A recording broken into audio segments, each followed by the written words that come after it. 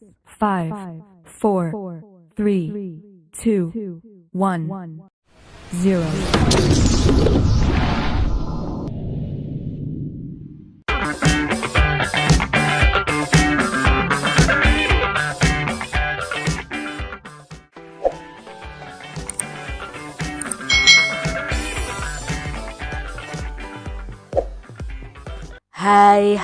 Hai. Selamat datang di channel YouTube Kak Citra. Apa kabar adik-adik semuanya? Kak Citra berharap kalian dalam keadaan yang baik, sehat dan siap untuk belajar ya. Hari ini kita akan belajar bersama-sama untuk mata pelajaran tematik kelas 2. Kita belajar di tema 4, hidup bersih dan sehat, subtema 2, hidup bersih dan sehat di sekolah, pembelajaran yang kedua. Mari adik-adik kita belajar dengan penuh semangat ya. Halaman kelas yang bersih. Halaman kelasku bersih. Di halaman kelas tidak ada sampah berserakan. Semua siswa selalu membuang sampah ke tempat sampah. Di depan kelas disediakan keran air untuk mencuci tangan. Sebelum masuk kelas, semua siswa diwajibkan mencuci tangan. Di depan kelas juga ada taman bunga yang bersih. Rumput yang mengganggu selalu dibersihkan. Pot bunga juga tersusun rapi. Halaman kelasku kini terlihat indah. Halaman kelas yang bersih baik dijadikan tempat berolahraga. Misalnya saja senam dan latihan keseimbangan.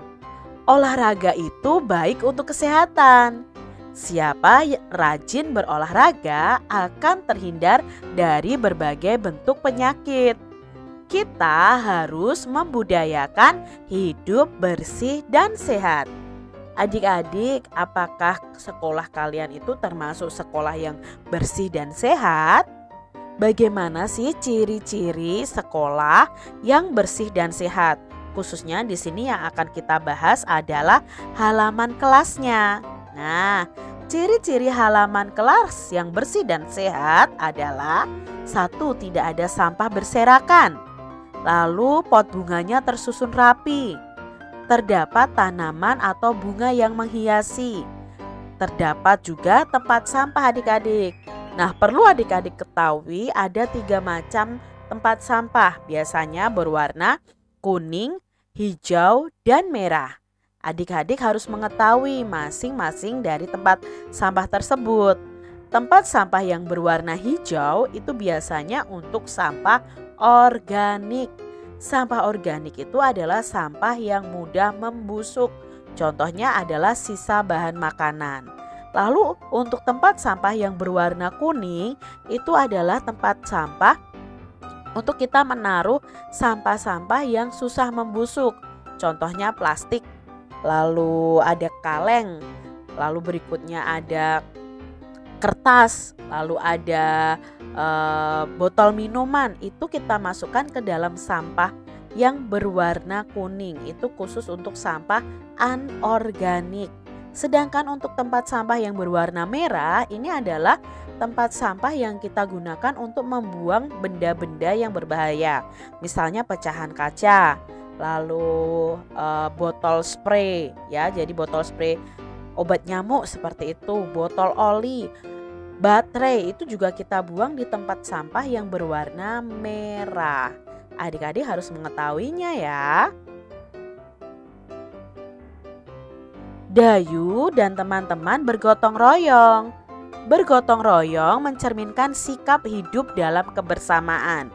Kebersamaan merupakan wujud dari persatuan. Sikap Dayu dan teman-teman itu pantas ditiru.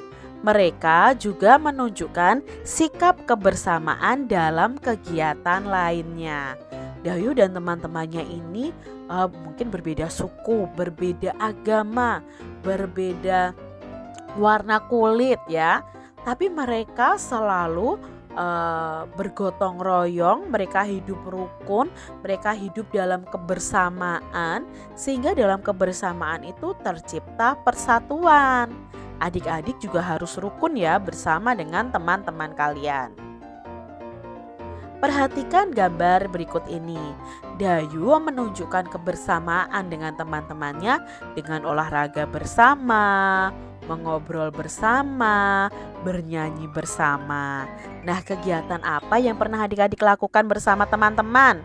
Coba kalian sebutkan kegiatan yang pernah kalian lakukan bersama teman-teman kalian. Tuliskanlah sikap-sikap yang harus dimiliki agar tercipta persatuan di sekolah. Nah, sikap apa yang harus kita miliki adik-adik supaya tercipta persatuan? Kak Citra di sini punya tabel. Sikap yang harus dimiliki agar tercipta persatuan di sekolah adalah yang pertama, mau berbagi dengan teman. Nah, itu sikap yang baik loh adik-adik, mau berbagi dengan teman kalian. Berikutnya, saling menghormati walaupun ada perbedaan. Itu akan menciptakan persatuan di sekolah kalian. Tidak mengejek teman kita, itu juga sikap yang baik adik-adik. Ya, walaupun mereka mungkin berbeda warna kesukaan, berbeda agama, berbeda jenis kelamin dengan kita tidak boleh mengejek mereka.